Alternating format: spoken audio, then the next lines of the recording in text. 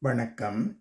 கேடி Ottawa என்ற இந்த சேனலுக்குரிய இப்பதிவினை முதல் தடவை பார்ப்பவர்கள் அல்லது ஏற்கனவே பார்க்க தவறியவர்கள் சப்ஸ்கிரைப் பண்ணி பார்க்கும்படி தயவுடன் கேட்டுக்கொள்கிறேன்.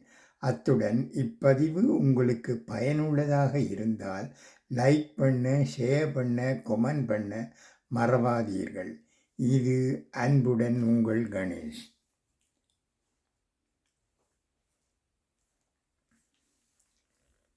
வாழ்க்கை போதனை. வாழ்வென்பது உயிர் உள்ளவரை மட்டுமே. தேவைக்கு செலவிடு, அனுபவிக்க தகுந்ததை அனுபவி, இயன்றவரை பிறருக்கு உதவி செய் மற்றும் ஜீவகாருண்யத்தை கடைப்பிடி. இனி அநேக ஆண்டுகள் வாழப்போவதில்லை. உயிர் போகும்போது எதுவும் கொண்டு செல்லப் போவதுமில்லை.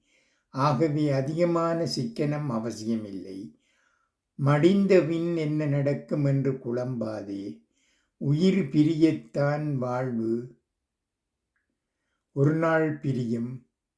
சுற்றம், நட்பு, செல்வம் எல்லாமே பிரிந்துவிடும்.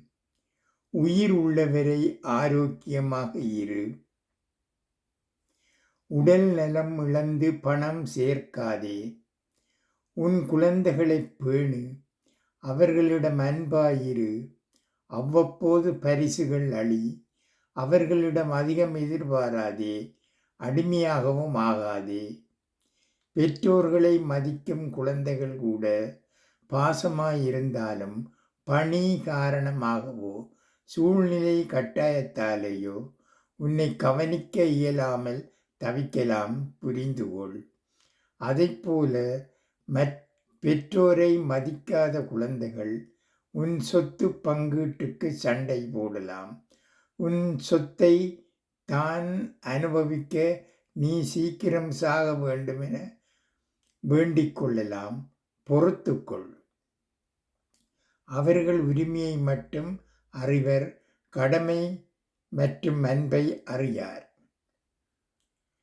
அவரவர் வாழ்வு அவரவர் விதிப்படி என அறிந்து கொள். இருக்கும் போதே குழந்தைகளுக்கு கொடு. ஆனால் நிலைமையை அறிந்து அளவோடு கொடு. எல்லாவற்றையும் தந்துவிட்டு பின் கை ஏந்தாதே. எல்லாமே நான் இறந்த பிறகுதான் என உயில் எழுதி வைத்திராதே. நீ எப்போது இறப்பாய் என எதிர்பார்த்து காத்திருப்பர். எனவே கொடுப்பதை நினைப்பதை மட்டும் முதலில் கொடுத்துவிடு. மேலும் தர வேண்டியதை பிறகு கொடு. மாற்ற முடியாததை மாற்ற முனையாதே. மற்றவர் குடும்ப நிலை கண்டு பொறாமையால் வதங்காதே. அமைதியாக மகிழ்ச்சியாக இரு.